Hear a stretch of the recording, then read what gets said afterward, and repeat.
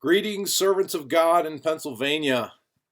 Wow, what a beautiful time of year it is in Alliance, Nebraska. Temperatures have been in the 80s and down in the 50s at night. Beautiful sweet sleeping weather. We're thrilled that you all get to come out and experience what fresh air is really all about here in God's country. We thank God for all the hard work you've been doing in preparation for this missions trip. And we are excited to be the recipients of this joyful time of VBT out here in western Nebraska. We thank God for each one of you young people who have made the commitment. And I'm thankful that you have leadership who are guiding you to make a deeper commitment in your service out here in Alliance, Nebraska. We pray that this experience will be a life-changing experience for you as well as for your church and for our people here as well, young people and old alike.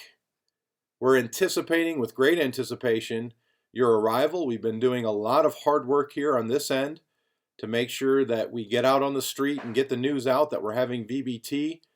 We want to have a maximum impact for the sake of the gospel while you are here and on into the future after you're gone. So we hope that your hearts are prepared. If I were to give one challenge, I would say this: make sure that you're walking in the Spirit.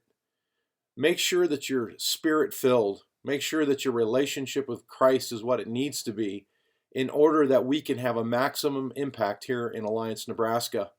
I've been doing preaching myself on being Spirit-filled even this past Sunday to challenge our people that we not just have another ritualistic, entertaining event for a week, but may it have a maximum impact for the sake of the gospel. As I think about the scriptures today, I think about a verse in Philippians, and I can't help but be burdened by this verse.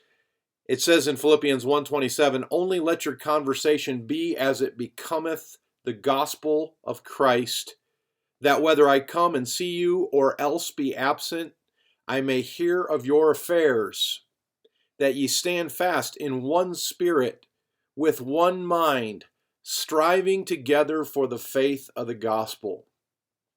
My friends, I don't want this just to be a trip where you intend to impact our lives, but I want this to be a trip that your lives can be impacted by, so that when you are absent from us, we can hear of the great things that God is doing in your life that He began even here in Alliance, Nebraska. Especially you young people. Your lives will be shaped and molded by this trip if you allow God to work in your life. Don't come to be entertained. Don't come just to be able to see the West and take a trip and hang out with your friends. Come because your focus is to minister. And come because you want God to use you beyond what He ever has in your life before.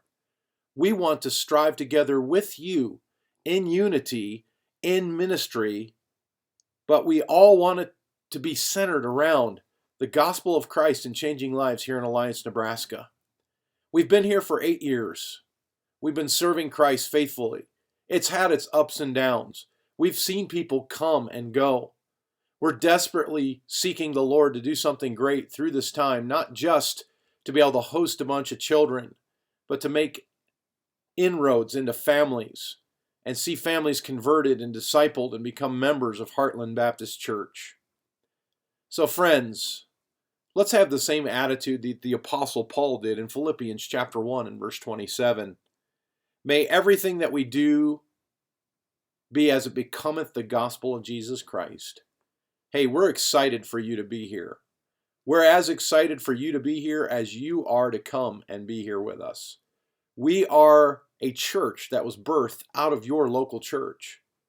We're thankful for how Community Baptist Church has supported and is continuing to support us through prayer, through finances. God has impacted many lives because of your faithfulness.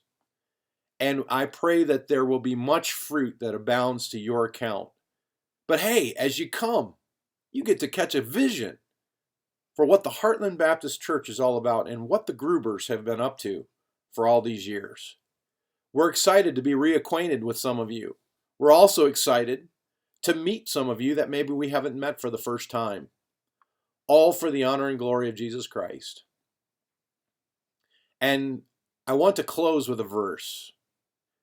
And it says this, 1 Corinthians chapter 10, verse 31. Whether therefore ye eat or drink, or whatsoever ye do, do all to the glory of God. Let's join together in this effort to reach alliance with the gospel of Jesus Christ. And may Jesus Christ be glorified.